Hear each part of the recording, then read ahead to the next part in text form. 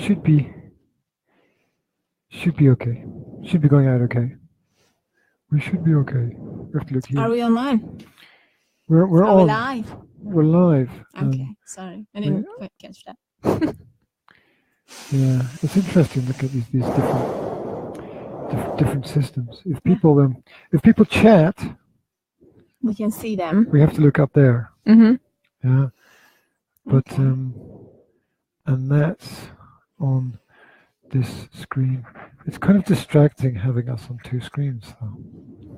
It's a little bit distracting, but I think that if we can check ourselves a bit, then it's going to be okay.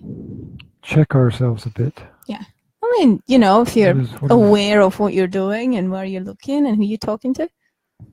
Okay, I'm gonna cover up the top screen. I think I'm going to put a little face on top of that camera so that I feel like I'm actually talking to someone. Going to put a face on top of the camera. Yeah, just stick like a. Well, you know how to do it. Face. You know the secret. Yeah. Is to talk to you there. Talk to this. Yeah, but if I talk to myself, I still look like I'm not looking in the. Well, I put the camera Mm-hmm. just above logistics. I put the camera just above here, so that anything that's in this line, it sort of looks like you're looking at people.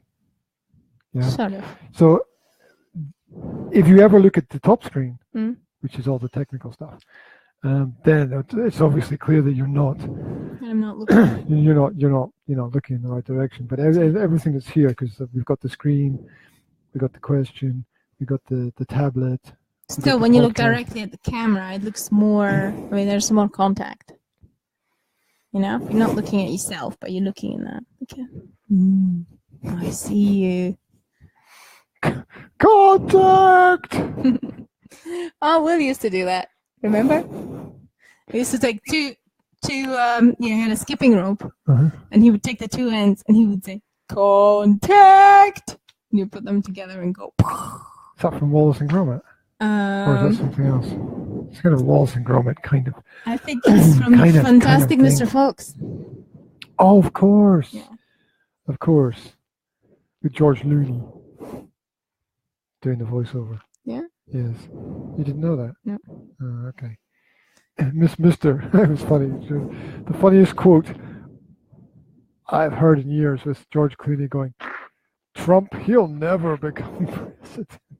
Yeah. That was so funny. And then he laughed like, "Oh, I know what I'm talking about. You know nothing." And then he had to swallow his words like a sword. And how about that Simpsons episode that came out? Oh yeah, years ago with him as president. With the like slightly apocalyptic. Well, that's just insane. The Simpsons also had 9/11 stuff, like the terrorist attacks of September 2001. They had an episode about that before it happened. That's just freaky. That is freaky. Yeah. So, or maybe we just read too much into everything. Maybe they traveled into the future and then came back. I don't mean the Simpsons. I mean the people who created the cartoon. Of course, because cartoons can't time travel. Time travel. Only people can. Welcome to the time travel show. Yanka and G are going to explain to you how to solve all of your problems by building a time machine. No, this is not what we're going to do, people. You have to come forward because you have to come forward a bit because you're disappearing behind the question. What? You're disappearing behind the question. That's because I'm not that. Look, that's better. You look more authoritative, taller. Should I just tiptoe, like, for the rest of my life? Yes, quietly. Maybe I should wear heels. Where would you wear them? I don't know. I have my own pair of heels. Yes. I don't need to wear extras.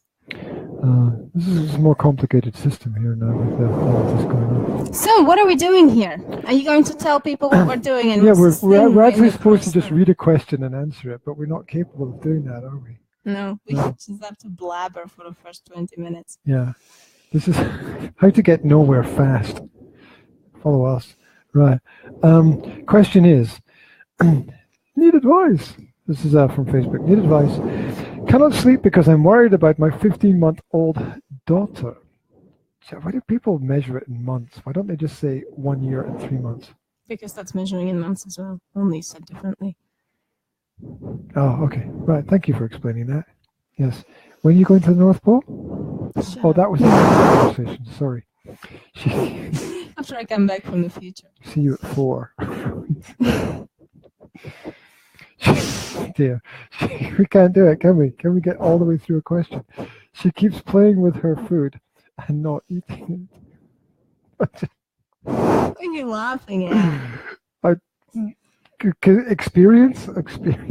Oh, you just remembered all of our kids playing with their food and not eating it. Chasing carrots around the place. And Zora painting yogurt on the table. Yeah. Painting yogurt pictures. Yeah, because it's not food, is it? It's a toy. It's whatever you want it to be. Yeah.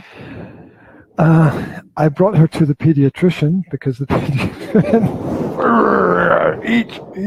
Sorry. Sorry. Just lost it. Be serious. This is a serious problem. I know. I brought her to the pediatrician, and she is underweight. It doesn't say how much underweight. Could be a little bit, could be a lot. I don't know what to do because I don't want to force her to eat. Why should you force anyone to do anything? I mean, the idea that you should force somebody. You can't. Good, right? I feed her pasta, rice, cereals, smoothies. Smoothies are good.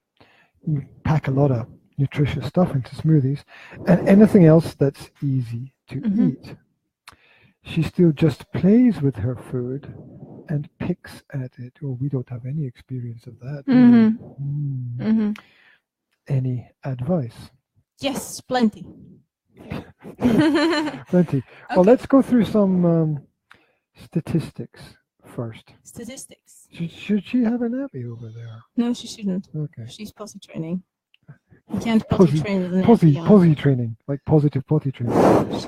Right, I've just invented another term. What did you want to do? I wanted to go through some statistics that I've got here. The statistics are that 33% of mothers feel their infant has feeding difficulties early on in life. So there's 1/3 of mothers have some kind of problem or issue with this in the early stages of the child's life. So the person's, you're not alone, as Michael Jackson would sing. Almost. Oh dear. The worst. That's some kind of different song, but I like it anyway. I can't do Michael. No. I can't do Mike. No, right. you can't. Stick to Eddie. Eddie. Eddie, the heavy metal Mercury. That's Freddie. Oh. Eddie. Yeah, that famous rock singer Eddie Mercury. No, oh, you mean Freddie? Okay. Oh, we've got a little visitor. Wow. Hi down there. Which one do I choose? How's Can I it have going this down one? there? Thank you. Oh, books. Oh, this is really cool. Is that one for Daddy? You brought us one book Thank each. you. That's great. I got a horrible. Can you say horrible geography? Freaky peaks. And I got Bloody Scotland. Horrible histories. Excellent. She brought us, but we can read I love the front cover of this book, the Bloody Scotland. Yes, I love that. The English people saying, we're about to get killed. Except I said that in a Scottish accent. Bah. I think that's funny. Very funny. Okay, book humor. Right. Continue, please. Apparently 25% of mothers express concerns routinely when they visit the doctor about the eating habits of their children. So that is 1/4 of mothers talk to their doctor about the problem. And 25% of children will demonstrate habits that are unusual or difficult for the parents to deal with. So what I'm saying is you're not alone, right? With all of that. Absolutely. Do you have something you want to chime in with? I'll keep going with a bit more information here. I have a lot of things. Can I speak? Because when I start, I'm just going to go on. Well, okay. I did mine a little bit. So yeah, okay. Yes, you're not alone. Absolutely, this is very common in kids, and I mean, I'm not a pediatrician, okay. But first of all, you have to realize one thing, okay. The pediatrician is looking at some kind of charts, okay. So first of all, being underweight, you know, how much is she underweight? Is she like just below the percentile, you know, or does she actually have real problems? Like you can see that she's skinny, or is she tired? Does she not have enough energy? You know, does she have like dark circles under her eyes, or you know, is she displaying behavior that makes you worried, or is it just the fact that she is not eating much, right? Next thing, your daughter is 15 months old. This is the time of discovery, right? The kids are very, very sensory at this stage, and later on as well still. So she wants to touch the food, she wants to play with it, she wants to explore it, and not necessarily maybe eat it. But, you know, is she breastfed? If she's breastfed, I would not be worried about it at all. Because breastfed children usually get a lot of nutrients from the breast milk, and I know a few babies that were basically exclusively breastfed up until about the 15 months of age, or maybe even a little longer. You know, just playing with the food, not really eating it because they were getting enough from the breast milk. But if you have like real concern, then what you should do is maybe get the doctor to do a test on iron deficiency, because that's quite common with kids, and that really influences the appetite and the energy levels as well. So check out if the kid is iron deficient. You can put in a bit more iron. If so, you can put in a bit more iron into the food that they're eating. For example, coconut is a good source of iron, right? Liver is a good source of iron. Any red meats are a good source of iron. I don't think that a 15-month-old baby. What's happening? Something happening in the background. Jazzy, what did you steal? Jazzy, can you give the binoculars back to your sister, Jazzy stole the binoculars. Please? Jazzy. Can you give them back to Zora, please, darling? Sweetie. She had them first. Oh, God. Right. Issues. So what was I saying? Yes, coconut meat. I don't think that a 15-month-old baby will eat meat. Like, you know, give it a chunk of meat and they'll eat it, obviously. But you can mix it. You know, you can make like a creamy vegetable soup, carrots, parsnips, meat, and you can just cream it all together, and that's quite nice. Yeah, apparently, in studies, 78% of children have picky eating habits. Yeah. So this is almost 8 out of 10 children are very selective about what they eat. It just doesn't mean in any way that they're selecting bad things. It just means that they're selective. I have read that it's a part of evolutionary, you know, kind of system of what do you call it? Self-preserving system. Where you put yourself in a jar. Survival system for babies, right? Okay. They don't like to eat foods that they don't know, right? So, darling, have a look at it, there's a Jazzy. conkers. Just take it off and have a look. Have a look. You can take the bag and have a look at the conkers. So it is completely natural that children of young age don't like to try new things. They eat what they know, right? That's their survival mode, basically. Okay. And it's completely normal. So I wouldn't freak out about it. What I used to do with my kids is I would let them play with the food, and after they've had their game, right? I would then feed them, help them, take the spoon. I let them eat as much as they want by themselves, which would usually be like one spoonful, right? And the rest would be just playing. And then I would maybe distract them a little bit, feed them a little bit more, just to make sure that they're quite happy. But kids don't generally need to eat as much as we think that they do sometimes.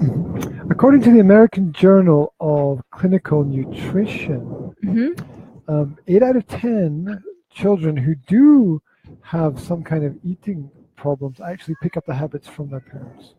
So the habits are already there in their environment. So as always, take a look at yourself first before you analyze your children. Analyze yourself. Now, absolutely. Are you on a diet? Are you stressing about food? Are you looking? Can your child see you and hear you looking at food, thinking, "Oh, I shouldn't eat this"? Saying things like, "Oh, that looks good, but I really shouldn't." Because we do that sometimes. I do that sometimes, and I do realize that it's not exactly. I remember a situation years ago where a parent told me that I can't get my child to eat anything but pizza. And I was thinking, well, surely you're in control of what you give to the child. So yes, because it's you actively gives them the food. If your child is only eating pizza, then you're only giving them pizza, or you've led them down a path to where it's somehow acceptable to only give them pizza. I see this very often. Mom's saying, "Oh, my child won't eat anything else but pasta with nothing and white bread without the crust, okay, or something like that." And I'm thinking that the child will only eat. What if you don't give it to the child, right? Unless the kid has some kind of problem on the autism spectrum, right, where it would create an extreme anxiety if you make a sudden change of diet. I would introduce healthy options, and just like Dr. Laura Markham suggests.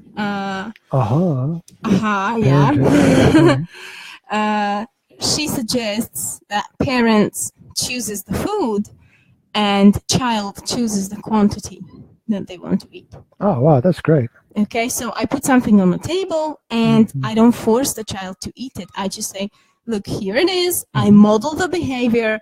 I say, oh, I'm eating these vegetables because they're good and they make me strong, and I like how they're crunchy or whatever. And the kid can choose whether they're going to copy me or not. Like Zora yesterday, right? I mean, she said, I'm not eating quinoa. She pushed the plate away, and I said, well, okay. Yeah, and I tend to think it's okay to also let kids. Here's one way to look at it: they can eat a bit now, and they can come back to it later if they want. I mean, don't let them leave it and then give them something completely different, but allow them a bit of a break and allow them to come back to it later. Zora used to do that. Do you remember? She used to do that. She would eat Zora has a really small stomach. Okay, I've noticed that. When I breastfed her and after when we got from breastfeeding to we went to solids and to other things, I've noticed that she could never eat as much as I thought she would like to. Okay. Or I would like her to. So what she used to do was she would just have a few spoonfuls. She would go away and she would come back in 2 hours. And she would be looking for the food, right? So just either leave it on the table or leave it somewhere handy for her, and she'll just come back and finish it. Yeah, later. except so it's fine. That it is actually quite dangerous to leave any food on the table in our kitchen. Because G will eat it. Because I tend to eat anything that food on the kitchen table. Exactly. You're like you're good at that. Like a dog. You're good at cleaning off the table. There we go. Just anyway, never mind. Right. What can we do? What can we do about this situation? Okay. So as a parent, you want to try to take some control of the situation, some control of the problem. Begin with observation. Watch carefully what your child does. Observe them for around about a week. Watch what they eat, what types of foods they eat. See if you're... Sorry. Jesse, can you move over a bit, please, sweetie? Just, Thank God, you. God, you know, she's got right. Can you move a right bit in front of further? her. That's it. Good girl. There you Can I say one more thing? go. Yeah, I just sure. remembered. Before all chaos When breaks your out child somewhere. doesn't eat something, don't assume automatically that they don't like it. Okay, because they may not eat it because they're not feeling hungry, or maybe they're just playing. Maybe they just want to play with it. Maybe they just love the texture so much that they're too deep into their play to actually feel the hunger, right? Don't automatically assume that they don't like it. Try to give it to them next time or the time after that. You know, just offer it to them. Don't force them to eat it, but let it be there so that they can choose to eat it or not. We came up with a trick the other day, didn't we? Oh yeah. Now, Go for that. when we when we put things in the middle of the table. Now this is with older kids, okay? Our youngest is 2.5, but I've noticed that when I put things in the middle of the table and let them pick off the plates and, you know, put it on their own plates, decide what they want and how much they want, they're going to eat more, and they will also do healthy choices. Like Will is more likely to take the lettuce, put it on his plate and eat it. But if I put it on his plate, he's going to go, it's too much, and he'll kind of try to get rid of it. So the buffet style. Yeah, the buffet style is great for kids. Yeah, put all the food in the middle, and with encouragement, allow them to pick a selection. Yeah, because of they're food from. If you put in healthy choices, then they have no choice but to pick healthy choices, right? And it also gives them the feeling of power, and they don't have enough of that as kids because everything is being scheduled for them, everything almost is being decided for them. So if you just give them that little chance to decide for themselves, that just means a lot to them. Absolutely. If you do want to introduce new foods to them, introduce them slowly. Remember, of course, that harder foods are more complex for very young children. And let's go grab them. Go grab them. It's okay. I'll take care of this. Right. So our two daughters, who are 2.5 and almost 5, decide to walk along the back of the couch, which is which is kind of a dangerous activity for the child, which is 2.5. Of course, she just copies what the other kids do, which is absolutely natural. But it does give you a heart attack from time to time as you imagine the child falling backwards off the couch and maybe slamming their head into something that they shouldn't slam their head into. So I was welcome back to the conversation. So Hi. I was talking about slowly introducing new foods because the harder foods are much more difficult for the younger children to consume. So that's got to be done step by step. I would like to point out that this is the easy age. Okay, this is the right time to build up the basis for healthy eating habits. Yeah, good habits. So if there are things that you don't want them to eat later on in life, don't give it to them now because it is going to be very difficult to get them off it. Okay, so if you think that giving them just clean pasta with nothing is a healthy choice, then feel free to do that. But if you are aware of the fact that it's maybe not the best thing, or if you'd like in the future to give them pasta with sauce, right? But you think that maybe they would not be able to enjoy that right now, it's just give it to them the way you want them to eat it later, because now is the time that they are, remembering tastes. Yeah. Don't expect them to creating the basis for later on in life. So don't necessarily make it easier. Don't underestimate them. Okay, don't underestimate them. offer them things even if you think that they will not like it. Like, remember Zora and gherkins, right? She was 1 year old, and she was just scoffing down gherkins like crazy. And I never thought she would like to eat gherkins because they're super sour, right? But I would never have found out if I thought, you know, I'm not going to give it to her because she will think it's too sour. Well, when you put the buffet out for them, you get to see what they're attracted to as well. Also, don't expect them to accept something the first time you give it to them. On average, you need to, present something 10 to 15 times to a child before they will actually accept it, and then tastes change very quickly. We've seen that with Zora. And with Will as well. Yeah. He used to love tomatoes, and then around the age 2, he just went hate tomatoes, and he still can't stand them. Which is really weird. Those horrible tomatoes. Zora and bananas. She went on and off bananas. Once she loved them, then she hated them, then she started loving them again. And it's just crazy. So it changes all the time, and nothing is permanent. I think in the modern world, there's quite a variety of food that's available. So I don't think you need to feel that you should force any one particular food on your child. But yeah, if you feel that their appetite is not good enough, if you feel, listen to your instinct, okay? if you feel something's wrong, something's off, that she really should be eating more, that she's kind of tired and she's missing the nutrition, then first of all, offer nutritional dense food, right? Like pasta is just calories, right? It's not really a nutritional dense food. But the smoothies are a good idea. Soups, any type of soup, vegetable soups. The smoothies, you can put almost anything in. Yes, my kids love smoothies with spinach. I didn't even tell them there was spinach in it. I just gave them a smoothie, and they're like, "Ooh, that's great." And I said, "There's spinach in it," and they're like, "Ooh, we love it." Right? So, or it's not broccoli. It's small trees. Oh yeah, they love the trees. Yeah. So and the magic beanstalks. You can rename it. You can make it interesting. You can bring in other words. You can bring in these stories connected to the food for them as well. At the age of 15 months, let them eat with their fingers. Let them explore the things.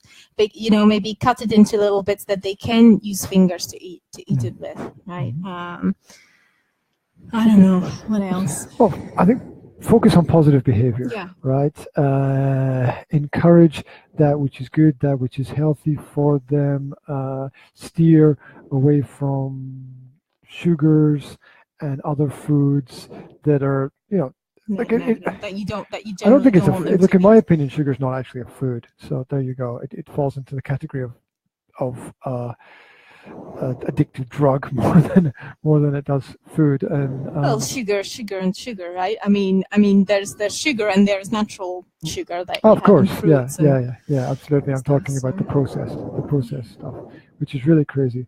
And apparently, I was reading that a lot of brown sugar is just white sugar with color added, which is just insanely crazy. So if you don't want them to eat something, don't give it to them, okay? Because if someone complains to me that their 3-year-old won't eat anything else but sweet yogurt, I'm thinking, how can they only eat sweet yogurt if I don't give Look, if they're hungry, they will eat almost anything if they are actually hungry. So not all this talk about food is also making the kids hungry. Yes, sweetie? What's up, darling? Well, why don't you go and finish it now, sweetie? Yeah? Okay. That's if Daddy didn't finish it. Also, apart from... Did you finish your muesli? Apart from having maybe the iron checked, if you have a suspicion something's wrong, make sure that they have enough outdoorsy time, make sure they have enough sunshine. Vitamin B is good for your appetite as well. In the past, Zora, are you all right, sweetie? Zora, if you've got a question, Zora, you can ask us a question, but please just don't repeat the same word again and again and again, because that doesn't help us communicate properly with each other. So, in the past, they used to use nettles. Nettle tea Yeah, nettle you tea. pick fresh nettles, little little green nettles, dry them, or even do it with fresh nettles. Just make tea out of them. That contains a lot of vitamin C and a lot of iron as well. And vitamin C helps iron to absorb in the system. Zora. So in the past, they actually used nettle tea for kids to gain energy and strength. If you had like a pale, skinny child that was without the energy and you wanted to bring the strength back, you would give them nettle tea because it's really good. So you can try that. Yeah, show your children what you eat if you have healthy habits, and you need to be also a good example. What's I have noticed a lot of moms does this. They prepare food for their child, let their child eat, and then the mother will eat later, like very quickly by herself when she has time. It's a good idea to eat with the child, sit at the table, make it a lunch, make it a family lunch. Even if it's just you and the baby at home and daddy's at work or whatever, you can still make it a, sit together, eat together time. Absolutely. And you're teaching them good habits through your lifestyle. So you want them to see how normal people sit at the table, how normal people eat, how normal people drink, how normal people arrange the food and use a knife and fork, etc. So there's a lot of good habits that can be built from mealtimes. And stay positive, right? You don't stress out about it. I know it's very easy to say and very difficult to actually not feel anxious about something, right? Because once you're anxious about something, it kind of grabs hold of you. But try to be aware of your feelings and try to kind of stay positive about it, especially because children can sense the relationship with the food, right? If you're feeling anxious about the food, your child may be feeling anxious about the food. If you're, bringing lunch on the table thinking, oh my God, he's not going to eat anything again, and I'm just going to have to take it all back, and he's just going to play with it for 10 minutes. They can sense that kind of negativity, and they may do just what you expect them to do. So be open-minded. Bring it in, with a lot of positivity, with, smile on your face, and just enjoy it together and see what well, togetherness is quite an important point, because you can, as the kids get a little bit older, so Jazzy's now 2.5, you can look at preparing food together. Which gets the child interested in the whole process of making. Even younger kids can do that. Even 1.5 years. You get these learning towers now. You can buy a learning tower, which is basically like a learning tower is like a tall stool that has like railings around it so that the child doesn't fall off it.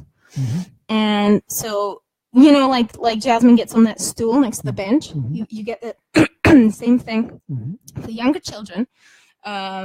Which is safe enough for them so they don't fall off it.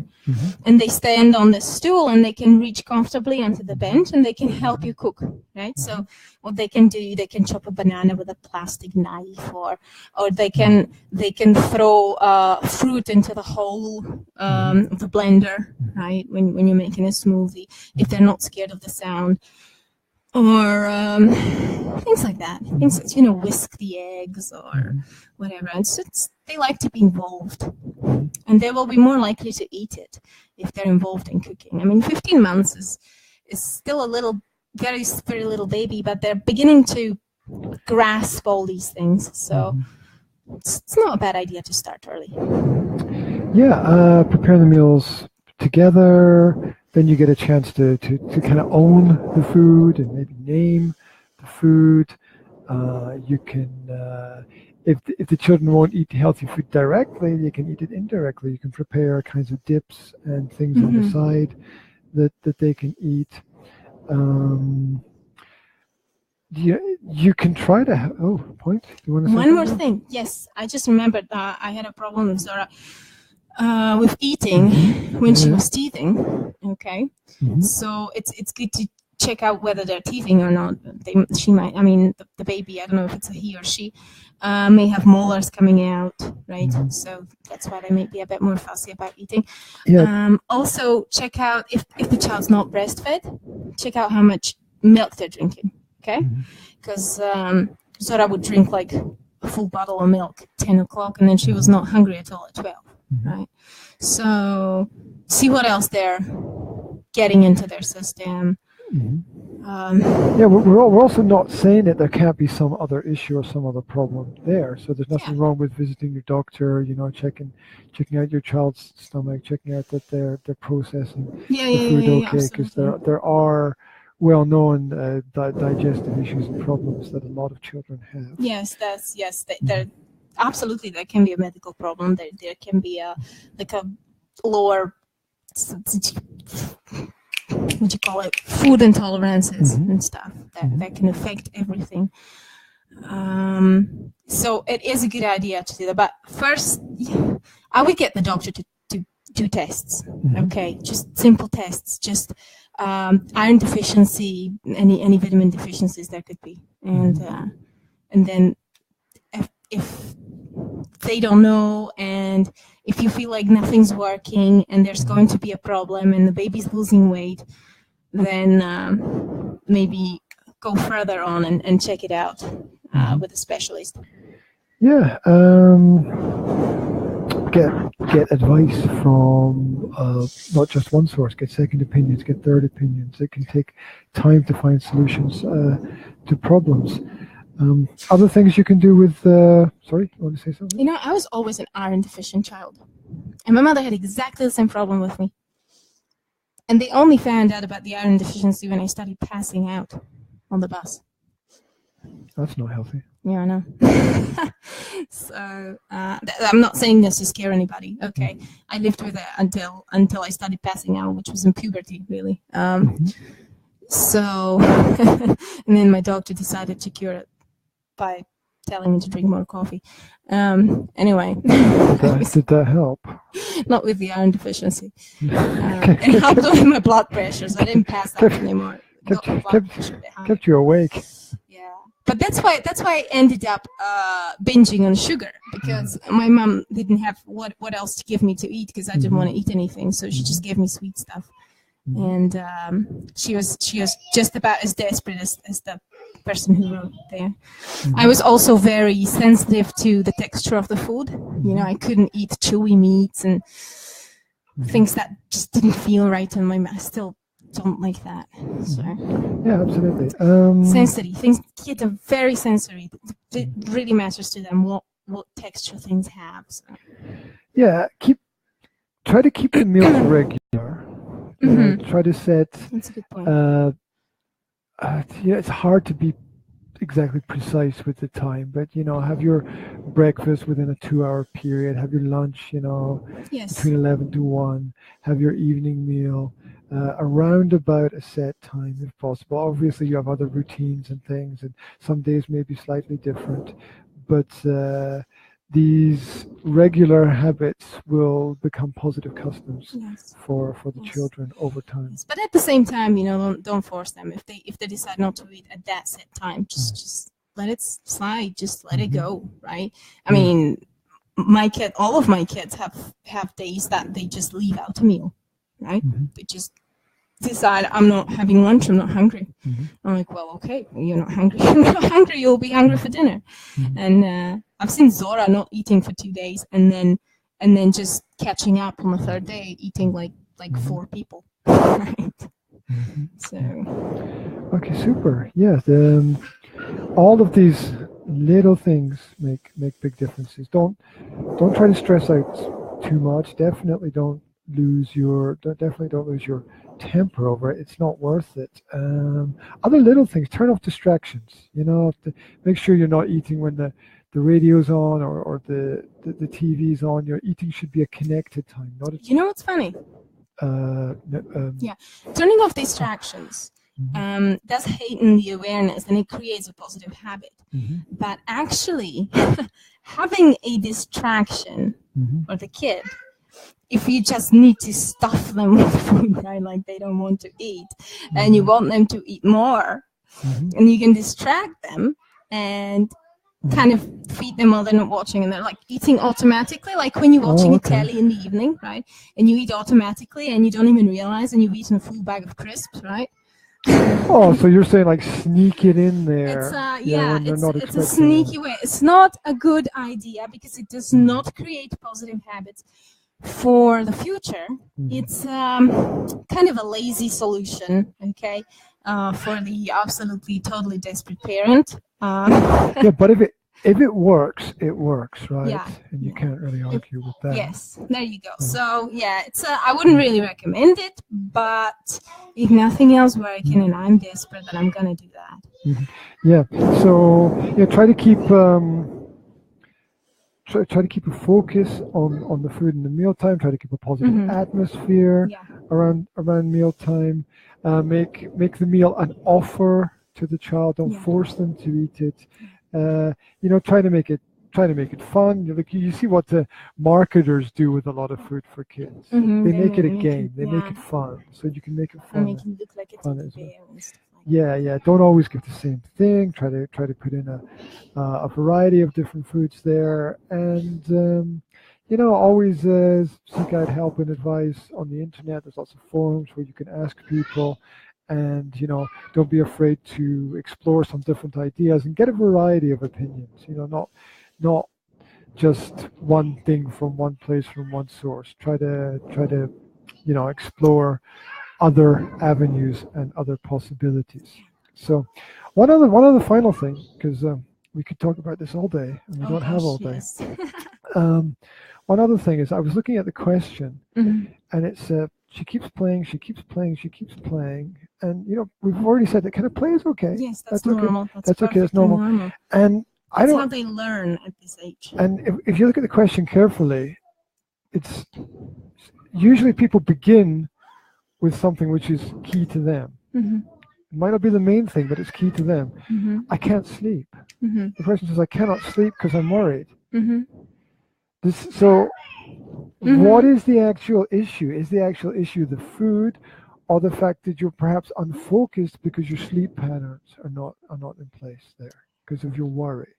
I would say that the writer, the asker of the question is experiencing anxiety connected to the worry, and about the well-being of the child. And if you're anxious around meal times, the kids are going to be anxious as well. That's what I already mentioned. Yeah, the kids are going to pick it up, and it may actually be what adds on to the problem. So it can as well be just the phase, right? It can just be teething. Yeah, 30 seconds. So don't be anxious. That doesn't help anything. Just chill, solve the problem, okay? Do what we said. If nothing works, have it checked, have it tested, ask another pediatrician for their opinion, and see what happens. Absolutely. Stay positive about the whole situation. A lot of problems do exist, but they don't exist forever. They exist for short periods of time. And that's about it. If you want more information about what we do, we run the Practical Parenting Podcast and Amazing Parenting Online, the Academy of Language Therapy and Life Coaching, YouTube and Facebook. You are...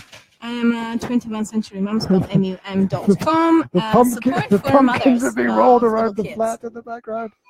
Yeah, we better go and carve the pumpkins. Oh, well, look at what they're doing there. That's kind of cool. Wow, that's a pumpkin picnic. I love it. They're making a pumpkin. They only have 3 pumpkins, though. Yeah, they're going to miss one. Well, there are other ones that they can acquire. The little ones, cases. Yeah. So, if you've got any questions, write them in the chat. If you enjoyed any part of the video, share. Please share. Give a thumbs up. Give a like. Give a heart. Whatever. We will speak to you again very soon. So wherever you are, have a great day, and do it done. So bye-bye from us. Bye-bye. Where are the hands going? Over there? This way, that way? Okay, somewhere there's a finish button. Somewhere. It's all up there. Okay. There we go.